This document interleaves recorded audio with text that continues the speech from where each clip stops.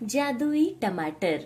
एक गांव में विमला नाम की एक औरत सब्जी बेचा करती थी। उसके घर में वो और उसकी 8 साल की बेटी रहा करती थी। सब्जी बेचकर ही वो अपनी बेटी का पालन पोषण करती थी।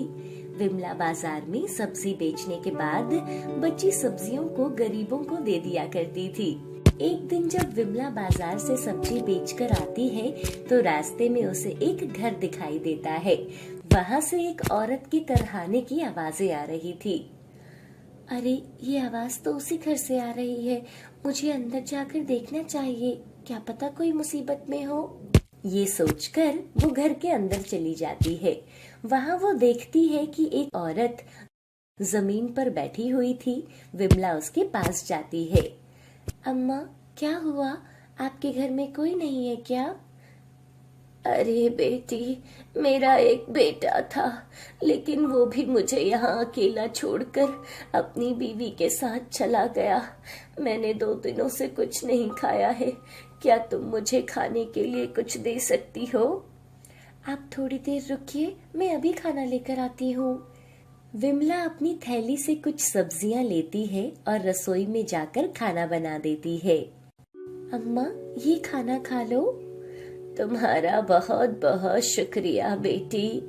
विमला जैसे ही वहाँ से जाने लगती है, रुको बेटी, तुमने मेरी मदद की है, बदले में मैं तुम्हें कुछ देना चाहती हूँ। और वो अम्मा विमला को 4 टमाटर देती है। मैंने ये अपने खेत में लगाए थे, मैं चाहती हूँ कि तुम इसे रखो। ठीक है अम्मा, मुझे अभी जाना होगा, मेरी बेटी मेरा इंतजार कर रही होगी। और विमला वो टमाटर लेके वहाँ से चली जाती है। जैसे ही वो अपने घर पहुँचती है तो उसके पड़ोस में रहने वाली सुमित्रा उसके पास आती है। अच्छा हुआ तुम आ गई। मैं ना सब्जी बना रही थी तो देखा कि टमाटर खत्म है। मुझे तुम 2-4 टमाटर दे दो ना। हाँ सुमित्रा, ये लो, 2 टमाटर ले लो। मुझे ये 4 टमाटर एक बड़ी अम्मा ने दिए हैं। और सुमित्रा 2 टमाटर लेकर वहाँ से चली जाती है। सुमित्रा हमेशा विमला से कुछ न कुछ मांगती रहती थी, लेकिन विमला ने कभी उसे किसी चीज के लिए इनकार नहीं किया।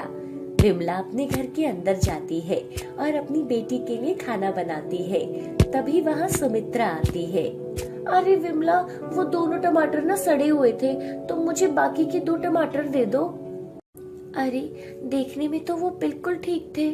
चलो कोई बात नहीं, तुम ये दोनों भी ले जाओ। और सुमित्रा बाकी के दोनों टमाटर भी ले जाती है। अगले दिन विमला बीमार पड़ जाती है, जिस वजह से वो बाजार में सब्जी बेचने नहीं जा पाती। जो पैसे उसने जोड़े हुए थे वो उसी से दवाई लेती है और वो कुछ पैसे घर के खर्च में लग जाते हैं। इसलिए विमला अगले दिन से सब्जी बेचने घर से निकली। तब उसने देखा कि उसकी पड़ोसी सुमित्रा उसके घर पर ताला लगा हुआ था। अरे, ये सुमित्रा के घर पे ताला क्यों लगा है? शायद अपने पति के साथ मायके गई होगी। और वो सब्जी बेचने चली जाती है। शाम को आते समय उसे सुमित्रा एक बड़े से घर के बाहर मिलती है, लेकिन अब उसके पहनावे से वो बहुत अमीर लग रही थी। अरे सुमित्रा, तुम यहाँ क्या कर रही हो? मैंने तुम्हारे घर पर ताला देखा तो मुझे लगा तुम अपने मायके गई होगी।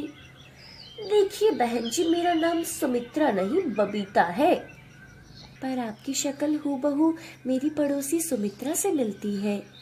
जी नहीं, मैं वो नहीं हूँ, आप यहाँ से चली जाइए। उसकी बातें सुनकर विमला वहाँ से चली जाती है। जब वो घर पर पहुँचती है तो उसके पास पड़ोस की 2 औरतें आती है। अरे विमला, तुम्हें पता है सुमित्रा ने नया घर खरीदा है। ना जाने उसके पास इतने पैसे कहाँ से आ गए। लेकिन अभी तो उससे मैं रास्ते में मिली तो उसने मुझे पहचानने से ही इनकार कर दिया। पैसे आ जाने से ना सभी लोग बदल जाते हैं। ऐसा बोलकर वो औरतें वहां से चली जाती है और विमला अपने घर आ जाती है। सुमित्रा की हकीकत की वजह से उसे पूरी रात नींद नहीं आती और वो सोचती रहती है, मैंने तो हमेशा उसकी मदद करनी चाहिए, फिर भी आज उसने मुझे पहचानने से मना कर दिया। और इसी तरह सुबह हो जाती है।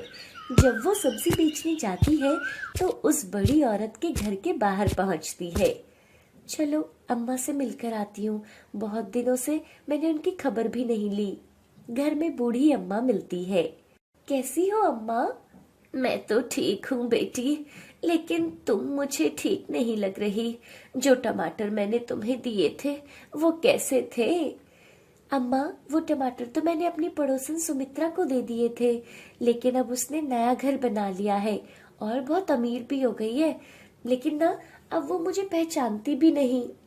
तुम बहुत नेक दिल इंसान हो बेटी, हमेशा सबकी मदद करती रहती हो।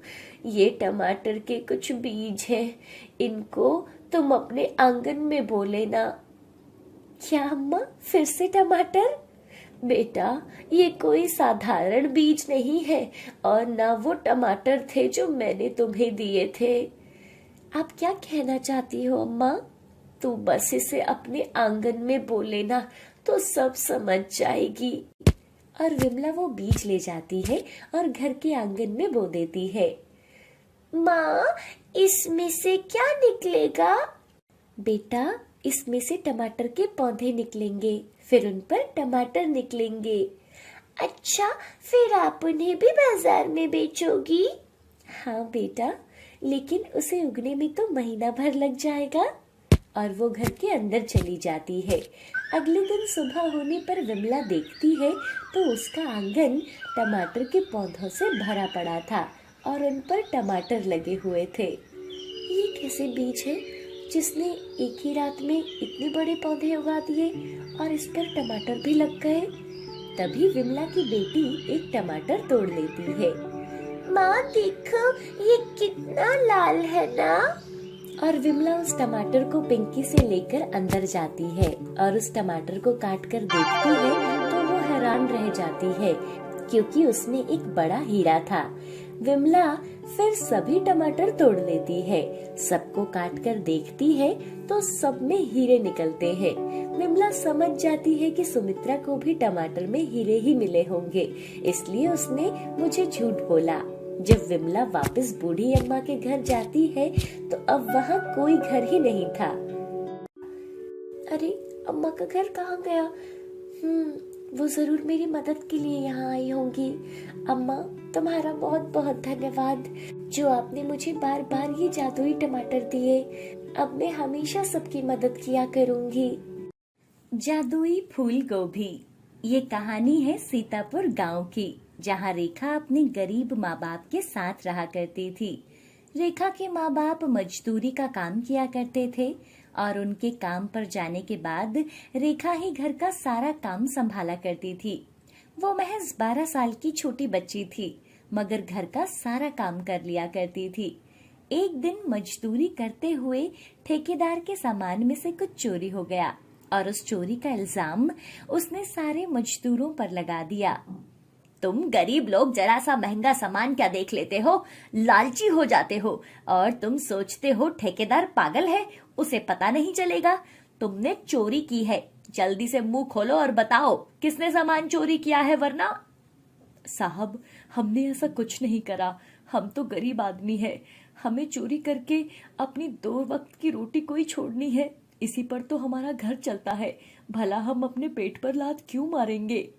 मैं तुम सबको अच्छे से जानता हूँ, पहले चोरी करते हो फिर झूठ भी बोलते हो। आज से तुम सब यहाँ काम नहीं करोगे, अब आज से काम छोड़कर चले जाओ, तुम्हारे चक्कर में अब मालिक मुझे डांटेगा। साहब, हमारी आज की मजदूरी तो दे दो। मजदूरी? कैसी मजदूरी? मेरा एहसान मानो, मैंने तुम सबको चोरी के इल्जाम में जेल में नहीं भेजा और ना ही हमारे नुकसान की भरपाई मांगी। अब निकल जाओ यहाँ से। ठेकेदार सारे मजदूरों को निकाल देता है। रेखा के माता पिता मायूस सी शक्ल लेकर घर वापस आ जाते हैं। क्या हुआ मम्मी पापा, आप दोनों बड़े उदास लग रहे हो और घर भी जल्दी आ गए, कुछ हुआ है क्या? कुछ नहीं बेटा, तू आज खेलने नहीं गई? मैं गई थी पापा, मगर मैं जल्दी आ गई। आप बताओ ना क्या हुआ? रेखा की माँ कुछ नहीं कहती और उदास मुंह बनाकर एक कोने में बैठ जाती है। रेखा चुपचाप जाकर अपनी माँ से पूछती है, माँ क्या हुआ? आप और पिताजी इतने उदास क्यों हो? कोई परेशानी है क्या? बेटा, हम जहाँ काम कर रहे थे उन्होंने हमें निकाल दिया क्योंकि उनके यहाँ चोरी हो गई और उन्होंने हम सब मजदूरों पर इल्जाम लगाकर हमें निकाल दिया। अब हम क्या करेंगे, इसी बात की चिंता है। कोई बात नहीं माँ, हम कुछ ना कुछ दूसरा काम खोज लेंगे। आप इतनी चिंता मत कीजिए। रेखा के माता पिता अगले दिन काम ढूंढने जाते हैं। उन्हें मजदूरी का तो कोई काम नहीं मिलता, मगर उन्हें एक खेत संभालने का काम मिल जाता है। ये मेरा खेत है और ध्यान रखना, इस खेत को अच्छे से संभालना है। गोभी की फसल में समय से पानी और खाद देना है। हमारे घर में कोई भी खेती की देखभाल करने के लिए नहीं है, इसलिए मैंने ये काम तुम्हें दिया है। हाँ साहब, हम आपके खेत की देखभाल बहुत अच्छे से करेंगे और गोभी की खेती इतनी अच्छी करेंगे कि आसपास के इलाके में ऐसी खेती नहीं हुई होगी। ठीक है, आज से इसे अपना खेत समझकर काम शुरू कर दो। रेखा के माता पिता ने गोभी की फसल की बहुत अच्छे से देखभाल की। नतीजा ये हुआ कि फसल बहुत ही अच्छी उगी। चौधरी भी समय समय पर उन्हें पैसे दे देता था और उनका काम अच्छा चल रहा था। मगर कुछ ही महीने के बाद चौधरी की तबीयत खराब हो गई और वो पैसे देने में सक्षम नहीं रहा। मुझे माफ कर दो भाई, मैं इस बार तुम्हारे पैसे नहीं दे पाऊंगा। मेरी तबीयत बहुत खराब है, इस कारण गोभी बेचने नहीं जा पा रहा हूँ। कोई बात नहीं साहब, आप पैसे मत दो, आप जल्दी से ठीक हो जाओ तब पैसे दे देना, और यदि आप कहो तो हम ही गोभी को बाजार में बेच देंगे। भाई, अगर आप ऐसा कर दोगे तो मेरे ऊपर आपका बहुत बड़ा एहसान होगा। मैंने गोभी की फसल में बहुत पैसा लगा दिया, अगर ये अभी नहीं बिकी तो काफी नुकसान होगा। ठीक है साहब, हम इसे बेच देंगे। रेखा की माँ बाहर आकर कहती है, अरे आप ऐसा क्यों कह रहे थे? हम गोभी बेच तो देंगे, पर हमारे पैसों का क्या होगा? घर कैसे चलेगा? और अगर सही होकर भी उन्होंने हमें पैसे नहीं दिए तो हम क्या खाएंगे? ये तुम क्या कह रही हो? आज तक उन्होंने हमें समय पर पैसे दिए हैं, अब उनका समय खराब है तो क्या हम उनका साथ छोड़ दें? हमें उनकी भी मजबूरी समझनी चाहिए। रेखा के माता पिता अब गोभी को बाजार में बेचने लगे और सारे पैसे चौधरी को देने लगे। अब उनके घर के हालात बहुत बिगड़ रहे थे। दूसरी तरफ चौधरी के सारे पैसे उसके इलाज में लग रहे थे। थोड़े दिन में रेखा के परिवार के खाने के लाले पड़ गए। तभी उन्हें एक दिन चौधरी ने अपने पास बुलाया। भाई, आजकल कोई सगा भी इतना साथ नहीं देता जितना तुम लोगों ने दिया है। मेरी बीमारी में भी तुमने मेरा साथ नहीं छोड़ा, बिना पैसे के मेरे खेतों में काम किया। तुम्हारा बहुत बहुत शुक्रिया। साहब, ये आप कैसी बात कर रहे हो? इंसान ही तो इंसान के काम आता है। मुझे लगता है अब मैं ज्यादा समय जिंदा नहीं रहूंगा। मेरा कोई भी नहीं है, इसलिए मैं चाहता हूँ कि अब से तुम लोग मेरे खेतों को संभालो। आज से मेरे सारे खेत तुम्हारे हुए। साहब, आप ऐसा क्यों कह रहे हो? आप जल्दी से ठीक हो जाओगे, बस आप आराम करो। नहीं नहीं, अब मैं सही नहीं होऊंगा। अब मेरी आखिरी इच्छा है कि मेरी मृत्यु के बाद मेरी सारी अस्थियां मेरे खेतों में ही डाली जाए। मेरे खेत ही मेरा सब कुछ है। चौधरी के इतना कहते ही उसके प्राण उसके शरीर से निकल जाते हैं। रेखा के माता पिता उनका अंतिम संस्कार करते हैं और जैसा चौधरी की इच्छा थी उनकी अस्थियां खेत में डाल दी। एक दिन रेखा के माता पिता खेत में काम करते हुए बात कर रहे थे। अजी सुनो, ये खेत तो चौधरी जी ने हमें सौंप दिए, पर आप तो जानते हो ना कि हमारे पास इतने पैसे कहाँ हैं जो हम गोभी की खेती कर सकें। हमने तो सारी गोभी तोड़कर बाजार में बेच दी थी, अब तो सिर्फ थोड़ी जगह ही गोभी बची है, पर इससे तो इतने पैसे नहीं आएंगे कि हम आगे भी खेती कर सकें। तुम कह तो सही रही हो, पर क्या कर सकते हैं? सब कुछ भगवान पर छोड़ देते हैं, जैसा भगवान चाहेंगे वैसा ही होगा। अजी आज घर में ना कोई भी सब्जी नहीं है, तो मैं गोभी को यहीं से तोड़ कर ले जाती हूँ।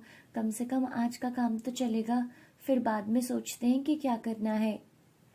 वो दोनों एक गोभी तोड़कर घर ले जाते हैं।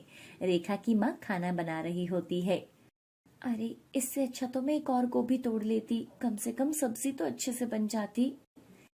उसके ऐसा बोलते ही गोभी दुगनी हो जाती है। अरे, ये क्या हो रहा है? अभी तक तो एक गोभी थी, ये दुगुनी कैसे हो गई? मैं दोबारा बोलती हूँ, काश मेरे पास और गोभी होती। रेखा की माँ के ऐसा बोलते ही गोभी से 2 की 4 हो गई। ये चमत्कार देखकर रेखा की माँ रेखा और उसके पापा को बुलाकर लाती है। अजी देखो, मैं एक गोभी लाई थी और अब यहाँ पर 4 गोभी हो गई। ये जादुई गोभी है। तुमने मुझसे छुपकर 4 गोभी ही तोड़ ली होंगी। मैं जानता हूँ तुम्हें, तुम लालच कर गई होगी। अरे नहीं नहीं, मैं सच बोल रही हूँ। देखो, अभी दिखाती हूँ। काश हमारे पास और गोभी होती। गोभी 2 और बढ़ जाती है। अरे वाह, ये तो जादुई गोभी है। फिर रेखा के माता पिता खेत में जाते हैं। वहाँ वो देखते हैं कि पूरा खेत गोभी की फसल से भरा हुआ था। उन्होंने एक गोभी तोड़ी, तुरंत ही वो जादुई गोभी के कारण 2 हो गई। अजी, लगता है हमारी गरीबी देखकर भगवान ने हमें आशीर्वाद दिया है। हमें अब अपना काम शुरू करना चाहिए। ये भगवान के साथ साथ चौधरी साहब का भी साथ है। आज उन्हीं के कारण ये गोभी जादुई गोभी बन गई है। फिर रेखा के पिता जादुई गोभी की फसल की खेती करते रहते हैं। उन्हें बाजार में बेचकर अच्छा मुनाफा कमाते हैं। उनके खेत में कभी भी गोभी खत्म ही नहीं होती थी। धीरे धीरे मेहनत करके वो अपना अच्छा सा बिजनेस कर लेते हैं और अपना घर भी बना लेते हैं। और वो दोनों रेखा की भी अच्छे से परवरिश करते हैं। हाय एवरीवन, आपको ये स्टोरी कैसी लगी हमें कमेंट करके बताना ना भूलिए। और हाँ, अगर आप हमारे चैनल पर नए हैं तो हमारे चैनल को सब्सक्राइब करना ना भूलें। Bye bye.